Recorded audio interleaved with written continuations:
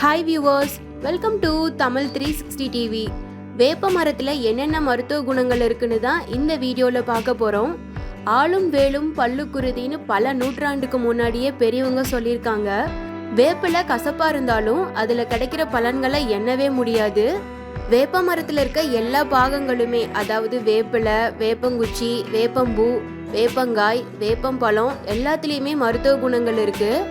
அந்த காலத்துலையெல்லாம் வேப்பங்குச்சியில் பல் வளர்க்குறத பழக்கமாக வச்சுருந்தாங்க. ப்ரஷ், டூத் பேஸ்ட் அதெல்லாம் எதுவும் இல்லை. அதனால் அவங்களுக்கு பல் ஈறு சம்மந்தமான எந்த பிரச்சனையும் வரல.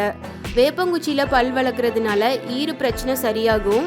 வேப்பங்குச்சியை மெல்லும் போது அதில் இருக்க ஆன்டிபாக்டீரியல் ஜூஸ் ஈறுகளில் இருக்க கிருமிகளை அழிச்சிரும். ஈறுகளில் ரத்த கசிவு பிரச்சனை இருந்தால் டாக்டர் கிட்ட போகிறதுக்கு பதிலாக வேப்பங்குச்சியில் பல் வளர்க்கிட்டு வந்தால் ஈறு பிரச்சனை சரியாகும்.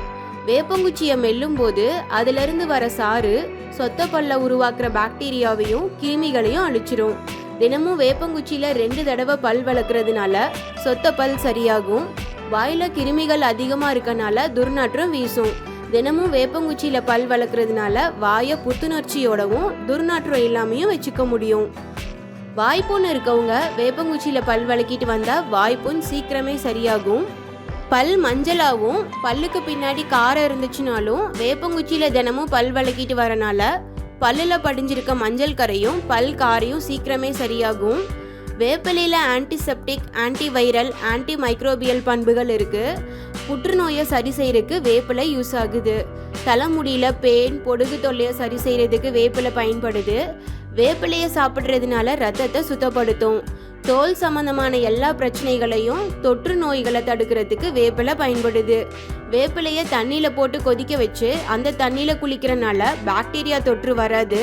வேப்பிலையை தலைமுடிக்கு யூஸ் பண்ணுறனால முடி உதிர்றது குறைஞ்சு அடர்த்தியாக வளர ஆரம்பிக்கும்.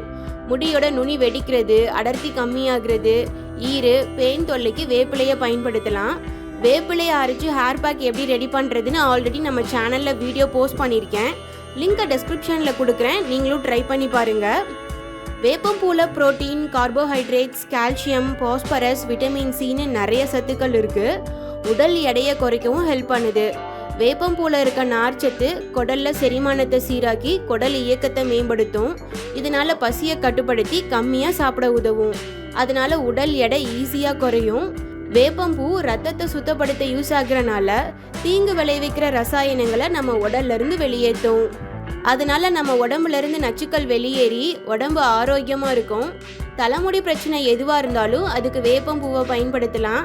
முடியோட நுனி வெடிக்கிறது, அடர்த்தி கம்மியாகிறது, தலையில பேன், ஈறு, பொடுகு பிரச்சனைக்கு வேப்பம்பூவில் எப்படி ஆயில் ரெடி பண்ணி யூஸ் பண்ணுறதுன்னு ஆல்ரெடி நம்ம சேனலில் வீடியோ போஸ்ட் பண்ணியிருக்கேன். லிங்கை டெஸ்கிரிப்ஷனில் கொடுக்குறேன், ஃப்ரீ டைமில் பாருங்கள். வேப்ப மரத்தில் இவ்வளோ மருத்துவ குணங்கள் இருக்குன்னு நம்மளுக்கே ஆச்சரியமாக இருக்குது. கண்டிப்பாக இந்த வீடியோ உங்களுக்கு யூஸ்ஃபுல்லாக இருக்கும்னு நினைக்கிறேன். TAMIL360 டிவியை சப்ஸ்கிரைப் பண்ணலன்னா இப்போவே கீழே இருக்க ரெட் கலர் பட்டன் அழுத்தி சப்ஸ்கிரைப் பண்ணிக்கோங்க. நாங்கள் அப்லோட் பண்ணுற வீடியோஸை உடனுக்குடன் தெரிஞ்சுக்கணும் அப்படின்னா மறக்காமல் பக்கத்தில் இருக்க பெல் ஐக்கானையும் கிளிக் பண்ணிக்கோங்க.